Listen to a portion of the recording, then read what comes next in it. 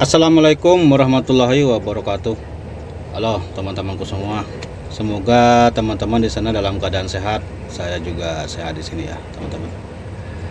Oke ya teman-teman, hari ini saya akan berbagi sedikit ini teman-teman cara P2H unit ya.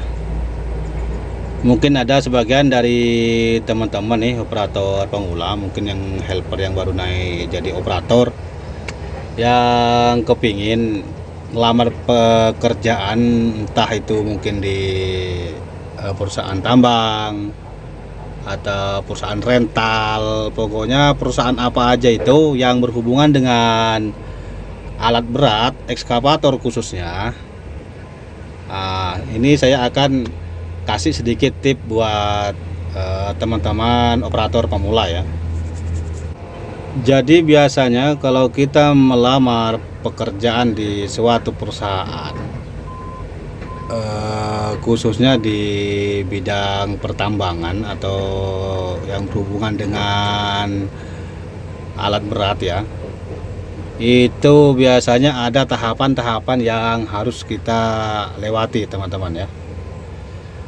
Biasanya untuk pertama-tama itu seperti biasa,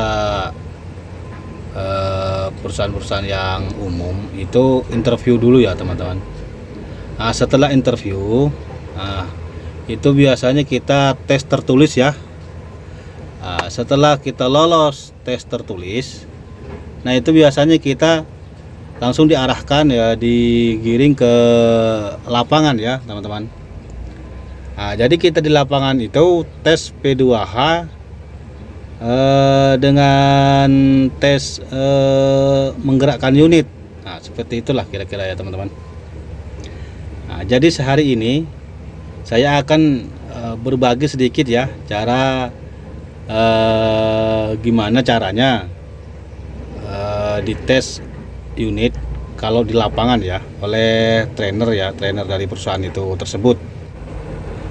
Oke ya, ikuti terus caranya tes unit langsung di lapangan versi saya.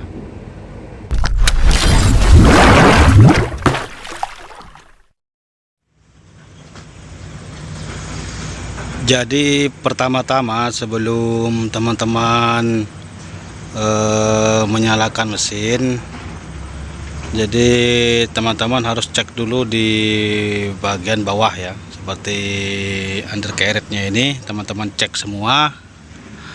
Nah, seperti itu. Nah, dicek. Apabila misalnya itu rollernya atau top roller itu tidak ada, atau mungkin linknya mau putus, atau mungkin papan sunya ini hilang, teman-teman lapor ya. Nah, terus habis teman-teman ini cek undercarriage-nya ini, bawah ini sudah aman, tidak ada yang hilang. Nah, terus teman-teman lanjut ke cek di bagian sini ya teman-teman. Nah, ini cek air radiatornya ya. Nah, ini usahakan sampai full sini ya teman-teman ini. Nah, teman-teman juga bisa dicek langsung lewat radiator di atas itu ya.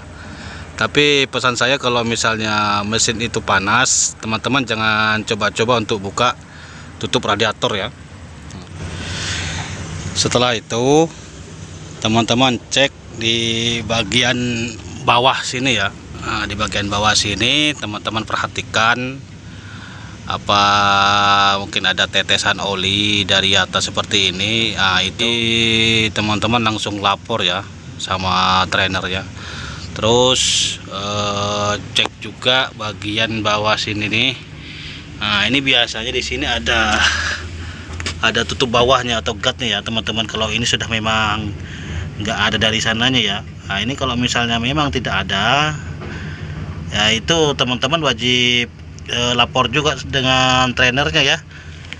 Nah, takutnya nanti apabila teman-teman sudah gerakkan nanti ditanya, nah, teman-teman nggak bisa jawab nanti. Nah, kalau teman-teman cek sebelumnya kan teman-teman bisa jawab kalau itu memang sudah tidak ada. Terus kita lanjut yang ke sebelah kiri ya nih teman-teman.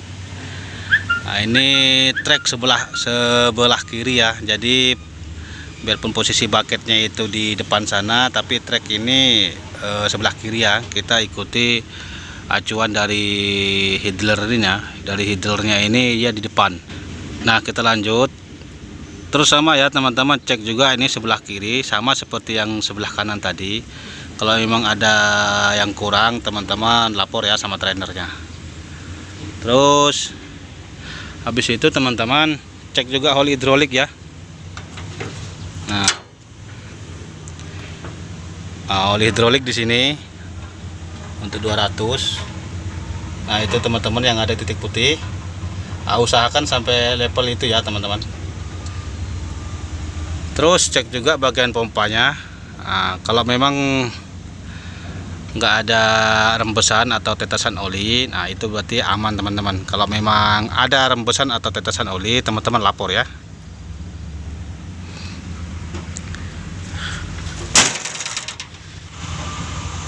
Jadi apabila teman-teman mau cek oli hidrolik, khususnya untuk alat Komatsu, posisikan boom arm sama bucketnya ini seperti ini ya. Itu biasanya lain merek unit itu beda teman-teman cara cek oli hidrolik. Oke, kita lanjut terus untuk silinder boomnya. Teman-teman cek juga, kalau merasa aman gak ada tetesan oli berarti aman. Terus sampai ke depan cek. Nah, sampai ke depan sini cek terus, kalau memang ada tetesan dah lapor gitu ya teman-teman. Teman-teman jangan ragu, cek pokoknya semua di sini. Nah, cek dari bucket, pinnya juga dicek, pin link H-nya, link I-nya, pin bucketnya dicek semua. Kalau emang ada yang retak atau memang seperti lock pinnya seperti ini nih hilang, ya teman-teman lapor. Nah, terus cek semua bucket, kira-kira ada yang pecah atau tidak. Bucketnya ini dicek semua ini, kukunya dicek, adaptor semuanya teman-teman cek. Kalau memang ada yang ganjal menurut teman-teman atau pecah atau gimana ya teman-teman lapor ya. Nah, terus cek sebelah ini, cek semuanya. Kalau memang sudah aman, baru teman-teman cek oli engine.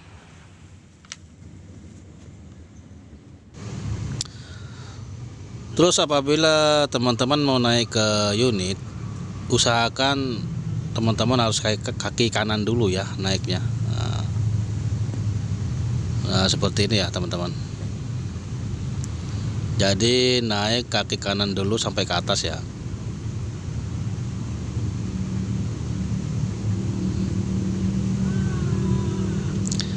Dan turunnya usahakan jangan membelakangi unit ya teman-teman. Jangan membelakangi unit seperti ini ya. Nah, itu sangat nggak dibolehkan ya teman-teman. Nah, jadi gimana teman-teman tadi naik, seperti itu juga nanti teman-teman turun ya.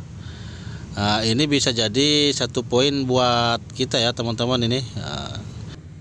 Nah, terus kalau sudah teman-teman mau ngecek di bagian engine, usahakan teman-teman cek dulu ya, buka dek aki ini, tempat akinya dibuka. Ini teman-teman buka dulu.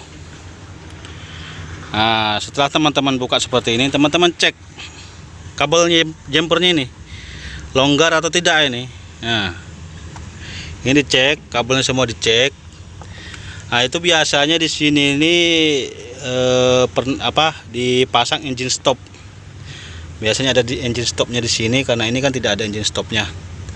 Nah, teman-teman kalau memang menemukan kabel jumpernya ini longgar, teman-teman lapor sama trainernya ya. Jangan teman-teman biarkan kalau longgar ini bila kabel jumper ini longgar, nanti kalau misalnya teman-teman start itu bisa konslet ya. Jadi teman-teman itu harus perhatikan betul-betul itu teman-teman, harus diperhatikan betul-betul. Kadang-kadang trainer itu mau ngetes kita teman-teman. Kita ini apa namanya teliti atau tidak. Makanya kadang-kadang ada sebagian komponen dari unit itu memang diakali mereka. Nah, seperti itu. Nah, terus kalau memang di sini tidak ada masalah, nah, engine stop, kalau misalnya teman-teman menemukan ada engine stopnya dilihat posisi off atau on. Nah, kalau memang engine stopnya itu di posisi off, teman-teman on kan aja. Nah, gitu ya. Terus setelah ini teman-teman baru cek level oli engine ya. Nah, seperti ini. Teman-teman buka dulu. Nah, teman-teman buka dulu seperti ini. Teman-teman cek. Nah, di sini. Nah, ini radiatornya. Cek kalau memang posisi radiator ini dingin. Nah, teman-teman boleh buka ini. Nah, tapi apabila posisi radiator ini panas, teman-teman jangan coba-coba untuk buka ini ya. Nah, terus habis itu teman-teman cek oli engine-nya. Nah, ini. Nah, ini cek oli engine-nya. Kan kelihatan nih. Jadi harus di posisi high ini ya teman-teman. Nah, ini posisi high ini. Ini kan kelihatan ini. Nah, harus posisi ini ya. Nah, bila ini kurang atau misal sampai segini, nah posisinya teman-teman minta isi dulu ya, jangan langsung mau di starter ya. Nah, teman-teman isi dulu. Nah, terus teman-teman cek panelnya. Nah, panel AC dicek, panel kipas dicek. Nah, di sini kendor atau enggak ada kan. Nah, teman-teman cek semua. Teman-teman harus teliti itu ya. Terus habis itu pokoknya teman-teman cek semua bagian sini nih. Nah, bagian mesin cek semua, dinamo starternya dicek semua ya kan, alternatornya dicek, cek semua teman-teman sini. Nah, kalau memang ada yang kiranya nggak pas menurut teman-teman ya, itu lapor, cek semua di sini. Nah, terus habis itu teman-teman cek juga ya oli motor swingnya ya. Nah, ini oli motor swingnya dicek juga ini. Nah, dicek levelnya kan kelihatan ini mana. Nah, ini ya yang paling atas itu. Nah, kalau memang kurang teman-teman minta tambah. Sudah, kalau memang sudah itu teman-teman sudah cek semua aman, tidak ada yang kurang, nah berarti itu sudah aman ya teman-teman. Nah, setelah ini baru teman-teman bisa tes running dan menggerakkan unit ya. Sebelum itu, sebelum menyalakan unit, teman-teman harus ikuti cara saya berikut ini ya. Teman-teman on dulu. Nah, on seperti ini. Nah, jangan langsung di starter ya, tunggu lampu indikator itu mati. Nah, kalau sudah lampu indikator itu mati, teman-teman klakson sekali. Nah, klakson sekali, tit. Nah, seperti ini. Habis sudah klakson, baru teman-teman start. Nah, teman-teman start. Nah, kalau sudah mesinnya menyala, kita tunggu ya teman-teman, sekitar 5 atau sampai 10 menit, 5 menit lah. Nah, kita running dulu 5 menit. Nah, selagi teman-teman nunggu alat running, teman-teman bisa atur posisi jok teman-teman ya. Atur posisi joknya seperti apa, kenyamanan teman-teman duduk ya, sandarannya diatur, maju mundurnya diatur, pokoknya joknya diatur lah. Gimana teman-teman merasa nyaman di situ. Terus habis itu teman-teman pasang safety beltnya. Nah, setelah teman-teman pasang safety beltnya, terus teman-teman bisa sudah menggerakkan unit. Nah, sebelum teman-teman menggerakkan unit, teman-teman klakson lagi 2 kali. Nah, klakson lagi 2 kali, tit tit. Nah, seperti itu. Nah, baru teman-teman bisa goyang bucket itu kan.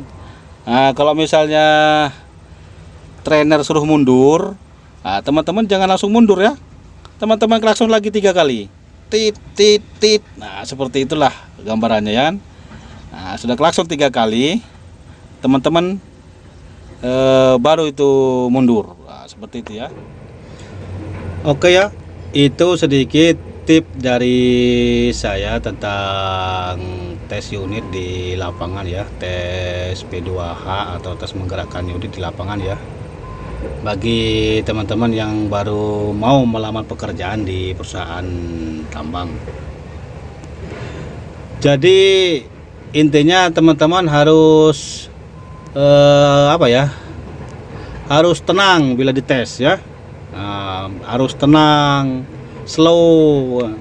Yang penting ditanya teman-teman jawab, ditanya sama trainernya, dijawab apa yang teman-teman ketahui ya.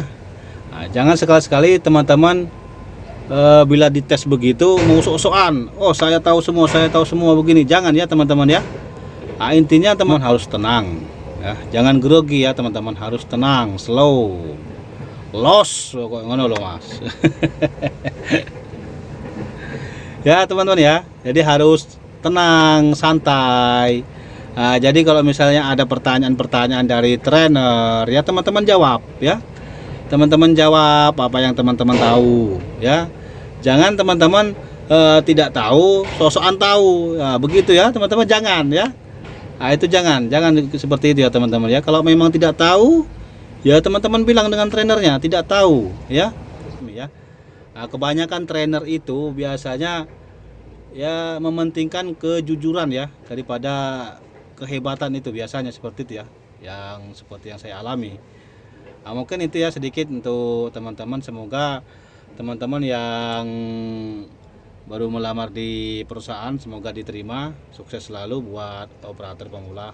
Assalamualaikum warahmatullahi wabarakatuh.